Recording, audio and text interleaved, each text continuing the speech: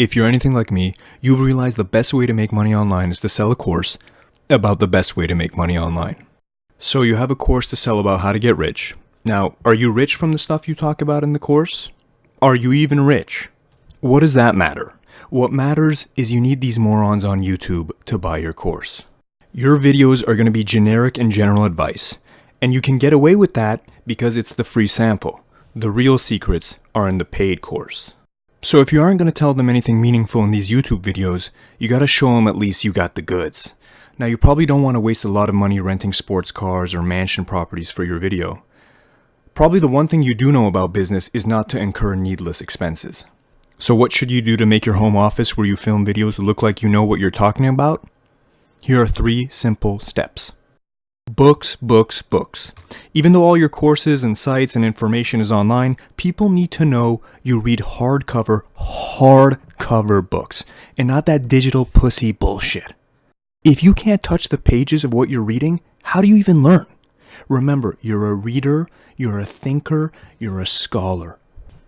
Choose from a selection of titles that you've never heard of, but either sound sophisticated or you've seen others have in their selection. Make sure they are thick, dense, tight, solid, so people know just how wise you are. Step 2, motivational posters all over the place. If your room doesn't have a bunch of hacky platitudes on the wall, just fucking burn it down. How else are you going to convince yourself to work and earn a living, if not through this environmentally wasteful set of posters that you ordered from Amazon? Hustle, grind, success? Fuck yeah, God bless America. You know the saying, if it's good enough to be someone's high school yearbook quote, it's good enough to blow minds. Step 3, flex on them. Get all the consumer electronics you have and make these working class people watching your videos feel like the inferior subhumans that they are for not having all the latest Apple products. Get your AirPods on for no reason. Have your MacBook set up like you were doing something meaningful on it. Put that iPhone 11 on display. You may not have a Lambo, but you have everything else that can be held in the hand, and you want the world to never forget it. With those steps, the baller lifestyle is established, and everyone wants a piece of your pie. Watch the money flow! Alright, real talk guys, I'm not hating on talking about how to make money or giving advice on personal finance. There are genuine YouTubers out there with good advice. I just don't like these bullshit gimmicks that some of them use. And it's a circular problem too.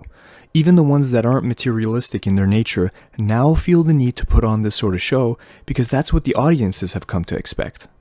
If you don't show off your books and posters and AirPods, viewers have been conditioned, I would say brainwashed, to question if you're even successful at what you're talking about. I'd say just be yourself and be real. That's more inspiring to the average viewer.